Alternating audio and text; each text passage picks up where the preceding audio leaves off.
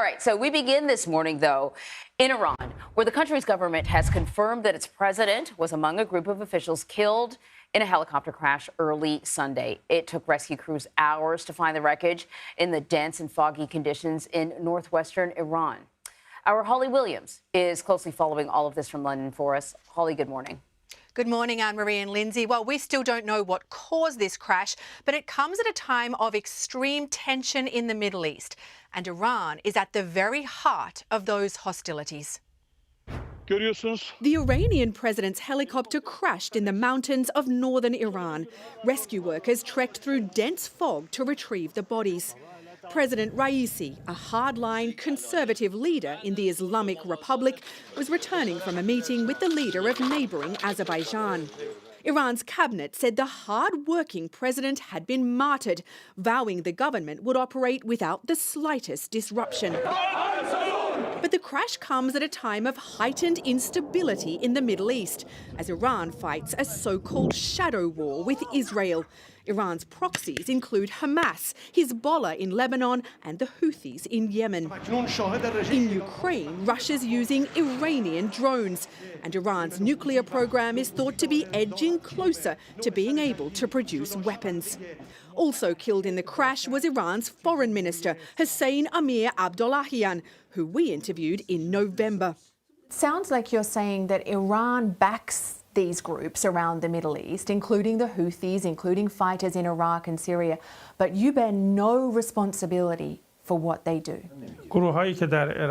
These groups in Iraq and Syria that are attacking US interests have made their own decisions, he told us.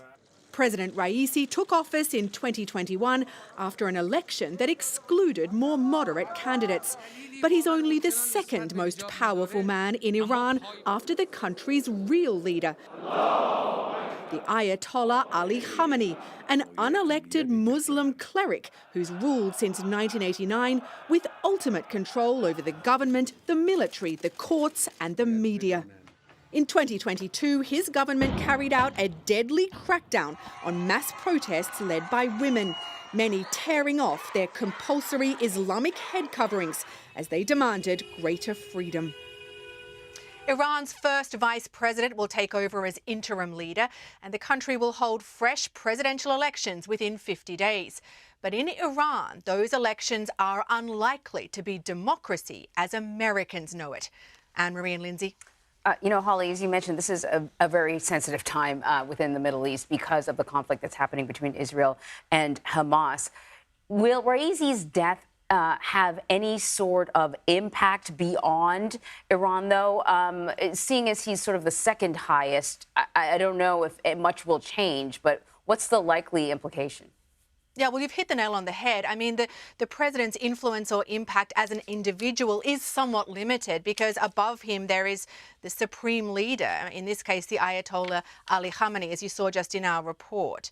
The country has competitive elections, but who can actually run in those elections is, monitored and decided by Iran's Guardian Council. But more broadly, Iran's decisions and its behaviour are critically important to the Middle East. Its proxies have been attacking Israel and US interests in the Middle East. Last month, we saw Iran directly attack Israel with missile strikes, and its nuclear program is deeply concerning to the US and many of its allies. So all of those things play into tensions and instability in the Middle East. And Raisi was seen as a possible successor to the supreme leader you mentioned in your package as the real leader. So what names will be considered now? So the Ayatollah Ali Khamenei is now 85 years old. He's been in power for over 30 years. And the process of choosing his successor in Iran is deeply secretive. But it's thought that the late President Ebrahim Raisi was considered by some to be a possible candidate. Another rumoured candidate to take over is the Ayatollah's son, Mojtaba Khamenei.